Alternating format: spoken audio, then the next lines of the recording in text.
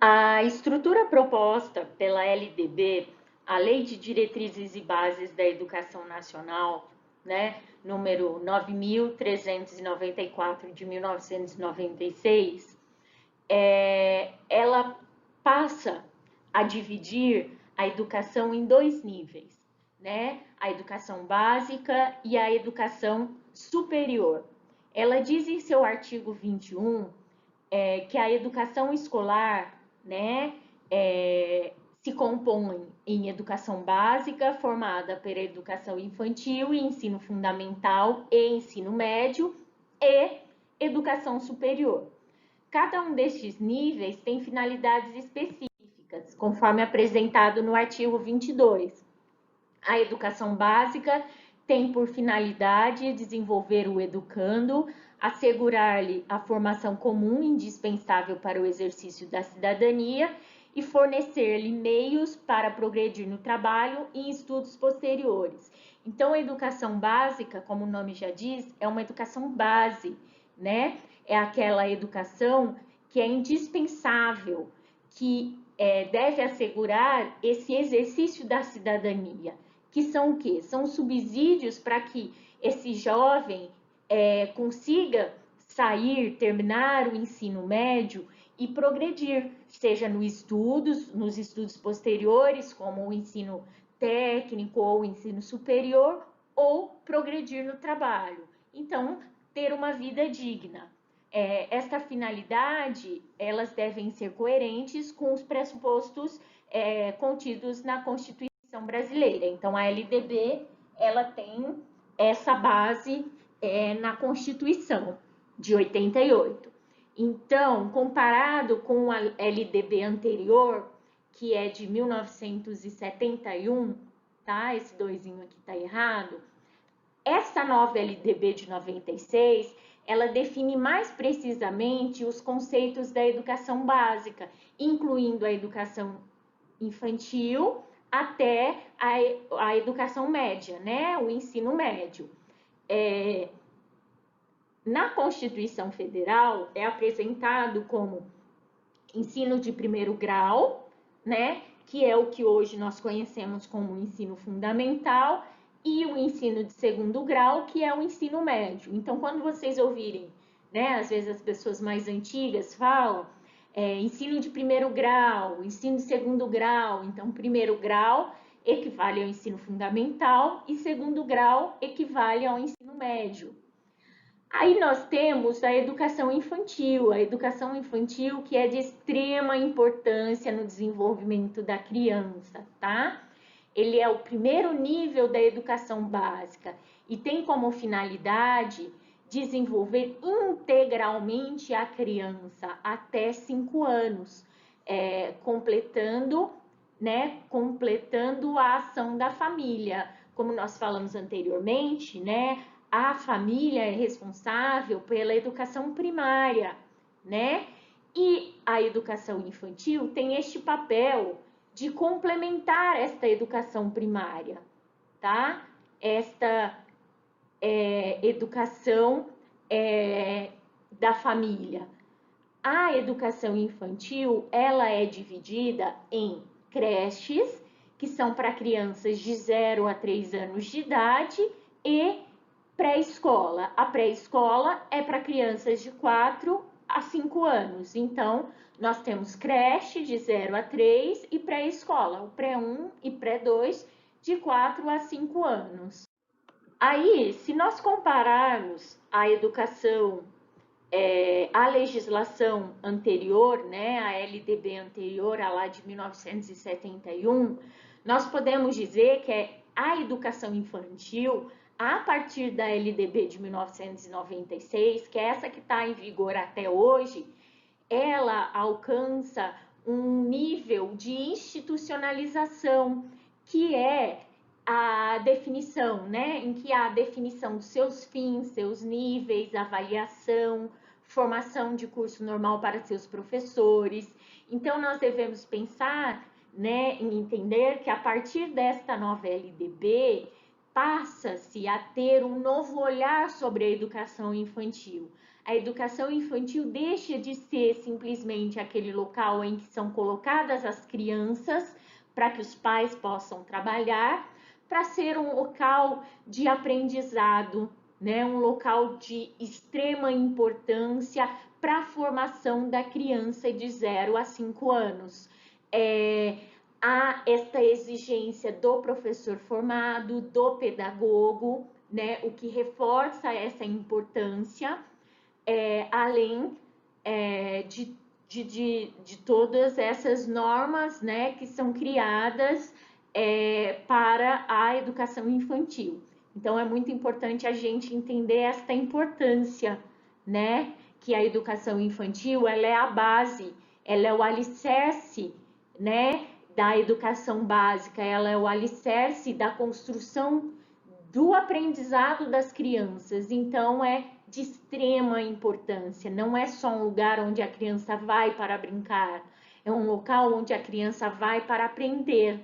Ela aprende brincando, sim, mas ela aprende, tá? Aí nós temos o ensino fundamental. O ensino fundamental, né? Ele tem duração mínima de 9 anos, obrigatório e gratuito na escola pública e tem por objetivo a formação básica do cidadão, mediante o desenvolvimento da capacidade de aprender, tendo como os meios básicos o pleno domínio da leitura, da escrita e do cálculo, a compreensão do ambiente natural e social, o sistema político, da tecnologia, das artes, dos valores em que se fundamentam a sociedade, o desenvolvimento da capacidade de aprendizagem, tendo em vista a aquisição de conhecimentos e habilidades e a formação de atitudes e valores, o fortalecimento dos vínculos de família, dos laços de solidariedade humana e de tolerância recíproca em que se assenta a vida social. Então vejam que o ensino fundamental, ele não é só responsável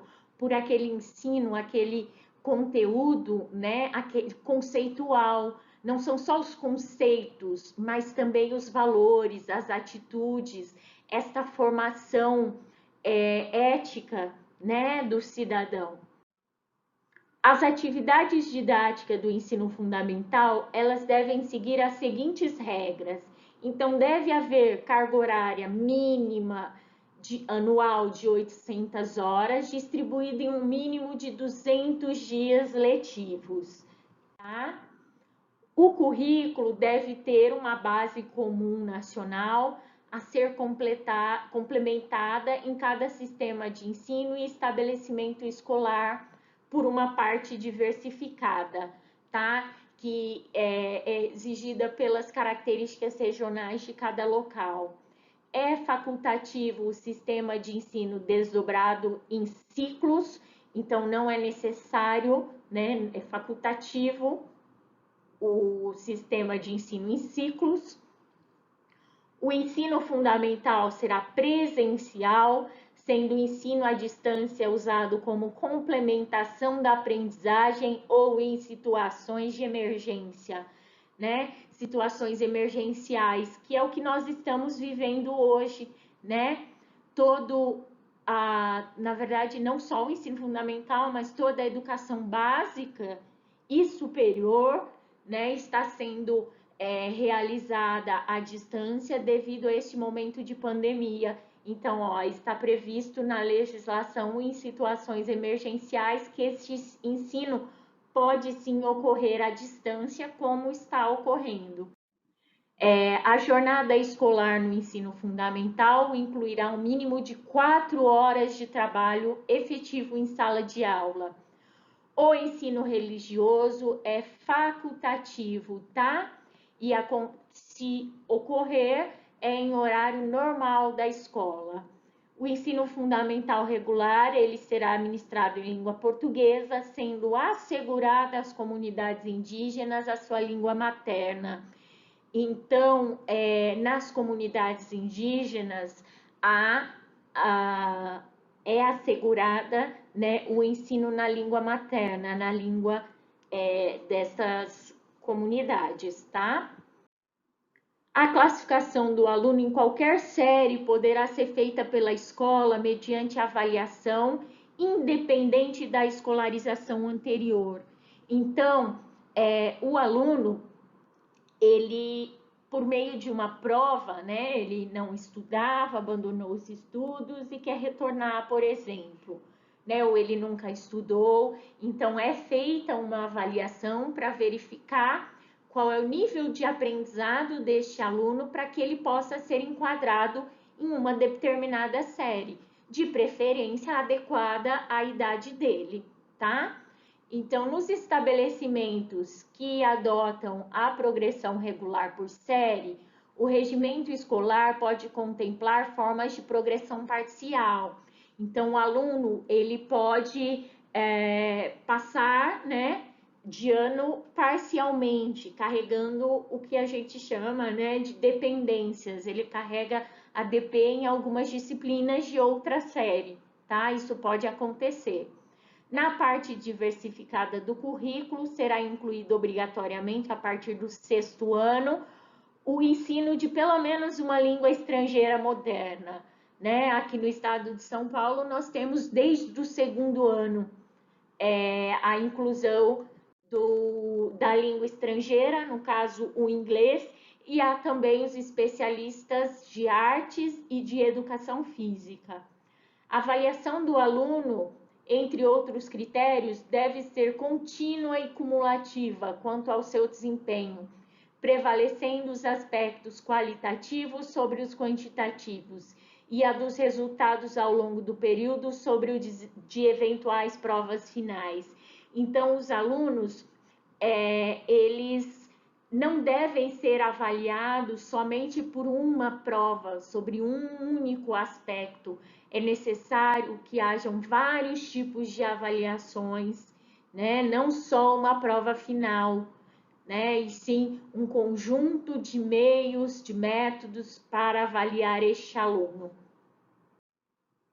Então, aqui é um resumão, né? O ensino fundamental, de acordo com a LDB, ele é obrigatório a todos a partir dos 6 anos, duração mínima de 9 anos, carga horária anual mínima de 800 horas, 4 horas de jornada escolar diária, no mínimo 200 dias letivos. Os sistemas de ensino podem ser desdobrados em ciclos, tá? O currículo terá a parte comum e a parte diversificada, e o ensino religioso é facultativo. Agora nós vamos falar um pouquinho sobre o ensino médio. O ensino médio é a etapa final da educação básica, tem duração mínima de 3 anos e tem as seguintes finalidades: a consolidação e o aprofundamento dos conhecimentos adquiridos no ensino fundamental, possibilitando o prosseguimento dos estudos. Então, vejam que é a consolidação e o aprofundamento do que foi dos conhecimentos adquiridos lá no ensino fundamental. Também a preparação básica para o trabalho e a cidadania do educando, para continuar aprendendo de modo a ser capaz de se adaptar com flexibilidade de novas condições de ocupação ou aperfeiçoamento posteriores. Então, dar esta condição para que esse aluno possa seguir no mercado de trabalho ou seguir em seus estudos. O aprimoramento do educando como pessoa humana, incluindo a formação ética e o desenvolvimento da autonomia intelectual e do pensamento crítico. Então, veja que a formação ética, né, o desenvolvimento dessa autonomia individual e o pensamento crítico são muito importantes e muito valorizados no ensino médio.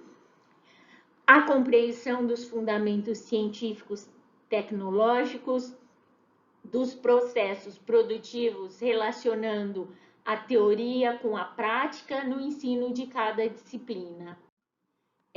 As atividades didáticas no ensino médio também devem ter carga horária mínima de 800 horas, distribuídas no mínimo de 200 dias letivos, tá? O currículo deve ter uma base comum nacional, a ser complementada por parte diversificada, exigida de acordo com as características regionais, locais da sociedade, da cultura, da economia e da clientela, da mesma forma que o ensino fundamental, tá? A classificação em qualquer série ou etapa pode ser feita independente da escolarização anterior, mediante a avaliação feita pela escola, que defina o grau de desenvolvimento e experiência do candidato e permita a inscrição na série ou etapa adequada, conforme a regulamentação do respectivo sistema de ensino. Então, o aluno, da mesma forma que o ensino fundamental, ele pode fazer uma avaliação para ser colocado na série que mais se adequa, né? Na série em que ele tem os conhecimentos ali para dar continuidade no seu estudo. A verificação do rendimento escolar observará, entre outros, os critérios da avaliação contínua e cumulativa dos alunos, a possibilidade de avanços nos cursos e nas séries mediante verificação do aprendizado e obrigatoriedade de estudos de recuperação, de preferência paralelos ao período letivo. Então, também deve haver avaliação, não sendo somente uma avaliação final, mas sim um conjunto de avaliações, tá? Da mesma forma